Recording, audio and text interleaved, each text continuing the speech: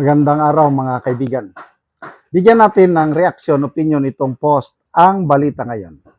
SP Cayetano, impartial daw ang impeachment pero ang gusto ay mahatulan na ang Vice Presidente. Kinestyon ni Senate President Alan Peter Cayetano ang sinasabi umanong pagiging patas ng impeachment proceedings laban kay Vice President Sara Duterte. Sa isang video statement, sinabi ni Cayetano na paulit-ulit nilang naririnig na dapat umanong maging impartial ang impeachment trial. Ngunit, tila may ilan na aniyay nakapagpasya na agad na magiging resulta ito. Ito ang mismong payag. Paulit-ulit, sinasabi sa amin ng impeachment impartial. Pero, yung definition pala nilang impartial, kailangang i-convict ang Vice President.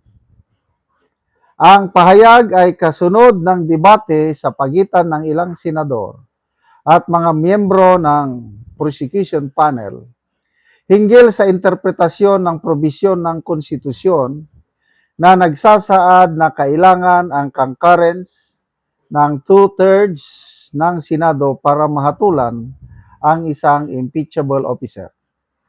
Binanggit din ni Cayetano ang naging pahayag noon ni Acting Senator Sherwin Gatchalian na 16 na boto ang kailangan para sa conviction. Ngunit, aniyay nabura kalaunan ang naturang post sa social media. Sabi ni SP, instinct ko sana, papurihan si Senator Win Gatchalian nung sinabi niyang 16 talaga yung kailangan para makonvict ang impeachable officer. Pero, biglang binura sa Facebook niya. Iginiit din ni Cayetano na mahalagang mapanatili ang tiwala ng publiko sa proseso at iwasan ang anumang impresyon na may nakatakda ng kahinatnan ang paglilitis bago pa man ito magsimula. Okay. So, ito, opinion ko lang ito ha. Agree ako sa opinion ni SP Cayetano. Ang gusto nila talaga is conviction ni BP Sara. Wala nang iba. Palaging sinasabihan ni Congressman Edgar Erese, ang impeachment ni BP Sara ay disenyo ng Marcos Jr. administration kasi gusto nilang mawala si BP Sara sa 2028 presidential election dahil natatakot sila na kung manalo si BP Sara ay hahabulin sila sa ginagawa nila ngayon. Yan ang paulit-ulit sinasabi.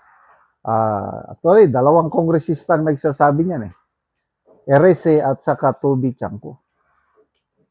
Pag manalo si BP Sara, either makulong or mag-exile ang Marcos Jr. and his allies. Ganon din ang sinasabi ni Congressman Toby Chanco, pag manalo si BP Sara, 1,000,000% hindi sila, meaning sila, mga Maleta boys, Maleta gang, hindi sila patatawarin ni BP Sara. Kaya lahat na lang ginagawa. Una, para hindi matuloy yung Blue Ribbon Committee hearing. At medyo parang nagtatagumpay na sila. Kasi meron na silang separate na Blue Ribbon Committee hearing. At sabi nila, ang imbestigahan daw yung nangyaring lindol dito sa Mindanao, sa Gensan, dahil maanomalya daw ang mga infrastructure projects doon. So ano ngayon? Wala na. Distraction na naman. So ayaw nila ng Blue Ribbon Committee hearing ni Marcoleta. Then, ito, impeachment. Natatakot sila na ang mag-preside sa impeachment trial ay si Cayetano. dahil naniniwala sila na si Cayetano ay makadidis. Well, let's admit it. Ang impeachment kasi more on political in nature yan. Kaya ko, sa opinion ko lang, kahit anong gawin mo maging impartial, no way. Yung Cayetano Black na senators, sa tingin ko, most likely yan, boboto sa acquittal ni BP Sara.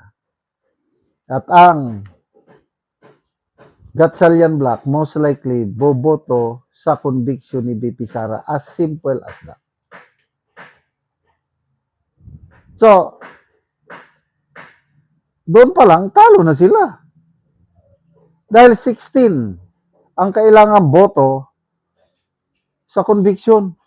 Ilan lang sila? 12 lang. O kahit magpakulong pa sila ng magpakulong kung sino pang ipakulong nila sa Cayetano Black. Hindi naman, 12 lang sila. O sabihin natin, makarecruit sila ng isa o dalawa pa, di 14. Di kulang pa rin sila ng dalawa. Kaya nung mag-post si Senator Gatchalian na 16 ang kailangan, may nagalit daw eh. Sinong nagalit? Alam nyo na. Hindi ko na lang sasabihin. Powers that be. Nagalit. Kaya binawi ka agad ni Gatchalian. Anong ibig sabihin yung may nagalit? Ibig sabihin, nadidiktahan sila. Hindi na sila independent. Dapat kung senador ka, independent-minded ka sana. Kung ano ang alam mong totoo, ipaglaban mo. Ano ngayon? Yung ginawa ni Senator Sherwin, independent siya. Tama naman yung post niya. Bakit takot siyang ipaglaban yung katotohanan na post niya? Binawi kagad, hindi mo na makita. Ang gusto na ng mga kongresista, tanungin daw sa Supreme Court kung ilan ba talaga. Dahil hindi daw 16 eh.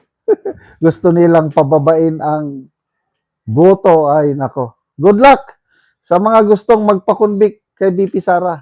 Sana magawan nyo ng paraan. Ma-convict nyo man o hindi. Kahit sino ang endorse ni BP Sarang kandidato sa 2028, mananalo. Pustahan tayo.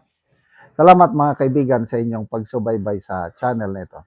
Nakakatulong kayo ng malaki sa tribong Talandig ng Bukidnon dahil ang sweldo natin sa channel na ito is pantulong sa tribo.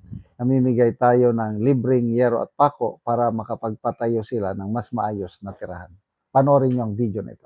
Karon na anak ko diri sa gipatindog nga balay sa natabangan na og yero. So muna ni ang iyang pag-aatupan karon. Muna ni daan nagi sa lugan.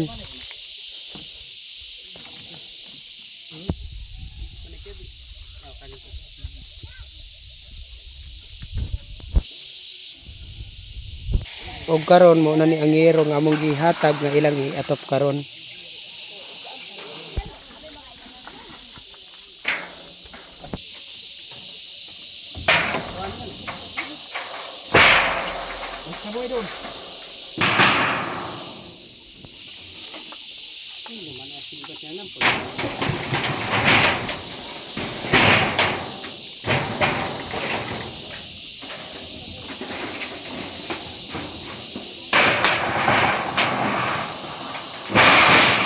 Rangkap.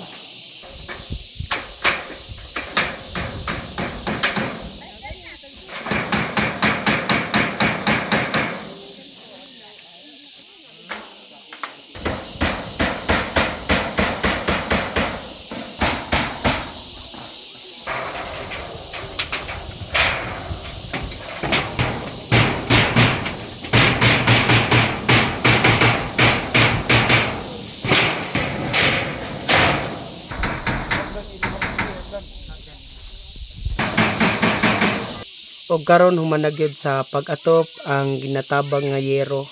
So makita gid nato nga nakaatop na sila sa ilang bag-o nga balay. Salamat gid sa Ginoo kay naay nagtabang sa amo og sen. Karon nakapatindog na gid mi sa among balay.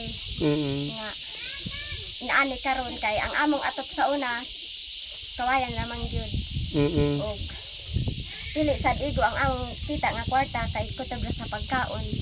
Daghan salamat. Oo, so wala mo igong ikapalit sa yero kaya ang inyong pangwarta taman ra sa pagkaon. Tama na gid sa pagkaon among makita nga pangwarta. Mm. Daot unta nga mapadayon ni nga tabang para daghan pa ang matabangan kay naa pagdaghan nga kuan ang taog tabang nga mga tao.